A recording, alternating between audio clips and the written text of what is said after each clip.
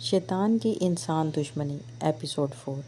پھر کیا ہوا؟ شیطان نے ایک تو اللہ تعالیٰ کی نافرمانی کی اور اس پر نادم و شرمندہ ہونے کے بجائے اکڑتا چلا گیا، اور آدم علیہ السلام کے حسد نے اس کو اس قدر گستاخ اور بدتمیز کر دیا کہ اللہ تعالیٰ سے کہنے لگا، تو نے مجھے اپنی رحمت سے دھتکار دیا ہے اس آدم کی وجہ سے؟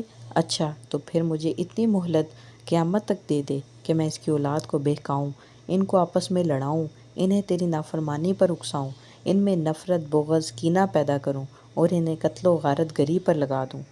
پھر کیا ہوا ماموں جان؟ اللہ تعالیٰ نے فرمایا، بے شک تو مہلت دیے ہوئوں میں سے ہے۔ جب ابلیس کو معلوم ہو گیا کہ اسے قیامت تک کی مہلت مل گئی ہے تو اکڑ کر کہنے لگا، اے اللہ، میں تیری عزت کی قسم کھا کر کہتا ہوں، آدم کی اولاد کو ضرور بہکاؤں، انہیں ہر سمت سے گھیر کر گناہوں کی طرف لاؤں گا، ان کے ذہنوں میں شکوک و شبہات کے کانٹے چھوؤں گا، حرام چیزوں کو ان کے سامنے خوبصورت بنا کر پیش کروں گا۔ یہ تیری نافرمانی کریں گے اور تیری نعمتوں کا انکار کریں گے، البتہ یوں ہوں گے، عبادت گزار ہوں گے، تیرے نبیوں اور رسولوں سے سچی محبت کرنے والے ہوں گے، انہیں میں گمراہ نہیں کر سکوں گا۔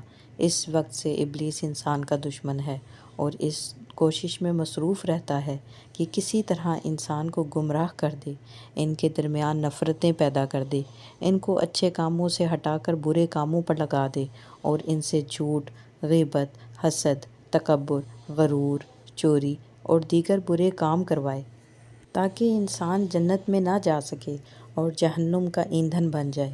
اوہ، تو یہ ہے شیطان کا مقصد کہ آدم علیہ السلام کی اولاد کو جہنم کی آگ میں دھکیل دے۔ پھر کیا ہوا؟